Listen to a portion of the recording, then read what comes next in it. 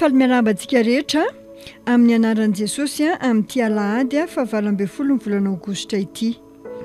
Ny rapsodiny fahamarinana an'io dia mitondra ny lohahevitra hoe izy ny lalana fa tsy hoe anisan'ny lalana.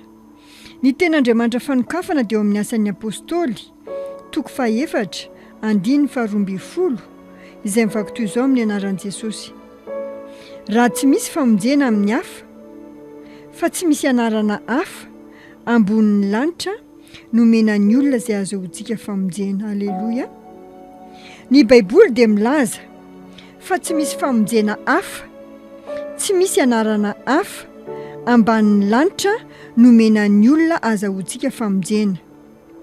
Tsy manome safidy antsika heritreritra izany fa misy fomba hafa azahoana famonjena. Ny famonjena dia ao amin'ny anaran'i Jesosy irery. Ny tompo mihitsy no nilaza. Ny tompo mihitsy no nilaza mazava momba izany. Misy olona mihevitra zavatra hafa ary resy lahatra fa misy lalana ankoatran'ny iray ahatongavana ao amin'Andriamanitra. Manambara izy ireo fa Jesosy dia anisan'ny iray amin'ny lalana mankany amin'Andriamanitra.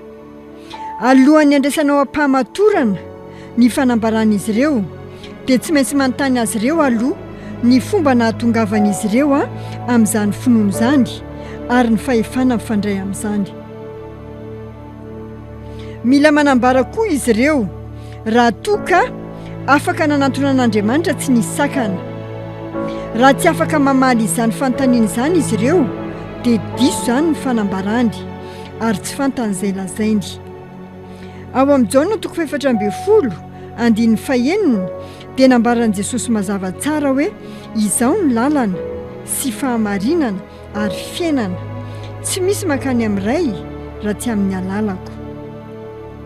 Tsy niteny izy hoe izaho no iray amin'ireo lalana na hoe izaho no isan'ny lalana, fa hoy izy izaho ny lalana. Ka nivaly ny fanontaniana hoe firy ny lalana mankany amin'Andriamanitra dia tsotra ny valiny. Lalana iray ihany dia Jesosy Kristy. Tsy misy lalana ankoatra azy. Tsy misy lalana ankoatra azy. Ahoana no ahalalako izany hoy ny lehilahy n'Andriamanitra? Satria izany no lazain'i Jesosy ary io Jesosy io ihany no niakatra velona tany an-danitra. Tsy manana fijoroana vavolombelona. Mitovy amin'izany ny olona nanorina ny fivavahana isan-karazany maneran-tany. Rehefa maty izy ireo dia tsy afaka nanantena afa-tsy no any an-danitra ny mpanaraka azy. Fa Jesosy niakatra ho any an-danitra velona teo anatrehan'ny vavolombelona 20. Nahita azy nandeha izy ireo. Hitan'izy ireo nijoro izy ary niakatra teo amin'ny rahona teo imasony. Alleluia.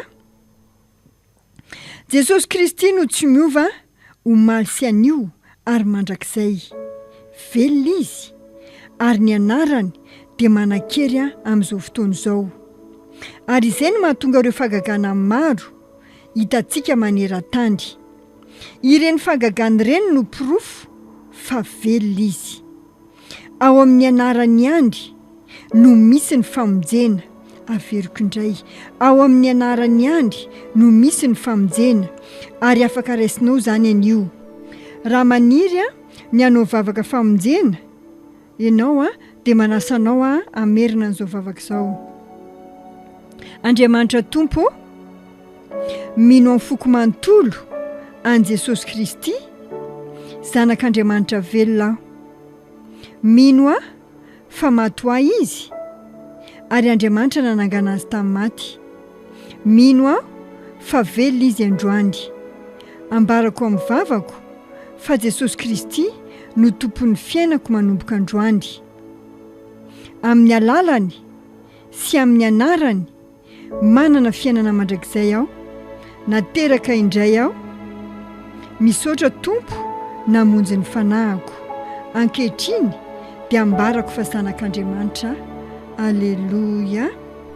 Voavonjy ianao tamin'ny alalany fanaovanao an'izay vavaka izay. Dia izao dia misy vavaka izay anasako anao